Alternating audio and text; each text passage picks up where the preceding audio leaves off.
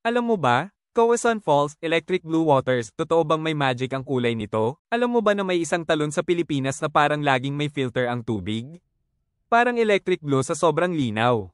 Tara, tuklasin ang sikreto ng Kawasan Falls sa Cebu. Location at natural feature. Matatagpuan sa bayan ng Badian, Cebu, ang Kawasan Falls ay kilalang kilala dahil sa kakaibang kulay ng tubig nito, turquoise blue o electric blue. Isa ito sa pinakadinadayo ng mga turista para sa canyoneering adventures, swimming, at IG-worthy na pictures. Scientific explanation. Hindi dahil sa paint o kemikal. Ang kulay ng tubig ay dahil sa limestone at mineral deposit sa paligid, sumasalamin ito sa sunlight sa paraang nagbibigay ng maliwanag na asul na kulay. Bukod pa dyan, ang tubig ay malinis at galing sa bundok, kaya mas lumilinaw lalo ang kulay kapag maaraw. Why it stays blue all year? Walang industrial pollution sa lugar. Mahigpit ang lokal na pamahalaan sa pagpapanatili ng kalinisan. Natural filtration mula sa batong apog, limestone, kaya kahit umulan, di basta-basta nagiging putik.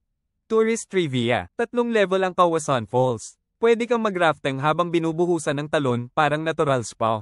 At sa gabi, may mga fireflies sa paligid. Kaya pala parang may magic ang Kawasan Falls dahil mismo sa kalikasan ang sikreto nito.